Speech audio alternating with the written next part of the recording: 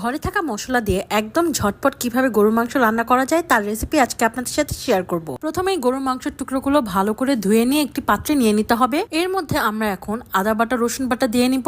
এখন এর মধ্যে কুচি করে রাখা পেঁয়াজ, তেজপাতা, এলাচ, দারচিনি দিয়ে নিতে হবে। মাংসের সাথে একটু ভিন্নতা আনার জন্য আমি এর মধ্যে মাংসের মশলা দিয়ে দিলাম। আপনারা চাইলে যে কোনো ব্র্যান্ডের মাংসের মশলা দিতে পারেন, আর যদি মাংসের মশলা না দিতে চান তাহলে এমনিও রান্না করতে পারেন। এখন এর মধ্যে পরিমাণ মতো লবণ দিয়ে নিব, তারপর মরিচের গুঁড়া, হলুদের গুঁড়া, ধনিয়ার গুঁড়া, জিরার গুঁড়া দিয়ে দিতে হবে। আমরা সবকিছু একেবারে দিয়ে দিচ্ছি যাতে হাতে মাখিয়ে চুলায় সরাসরি বসিয়ে দিতে পারি। এটা করলে আপনার সময়ও বেঁচে যাবে, আর আপনি চাইলে অন্য রান্নাও এই সময়ে করে নিতে পারবেন। এখন এর মধ্যে আমরা পরিমাণ মতো তেল নিয়ে নিব।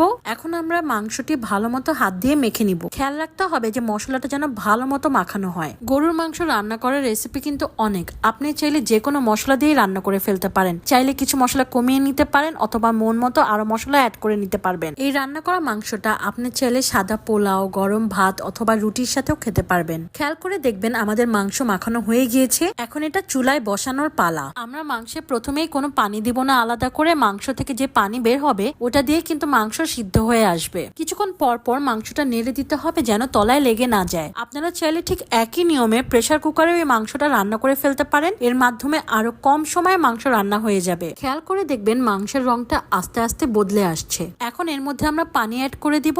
আপনারা যতটুকু পরিমাণে ঝোল খেতে চান পানি ঠিক ওই অনুপাতে দিবেন। মাংস সিদ্ধ হয়ে আসলে এবং ঝোল টেনে আসলে আমরা মাংস চুলা থেকে নামিয়ে ফেলবো।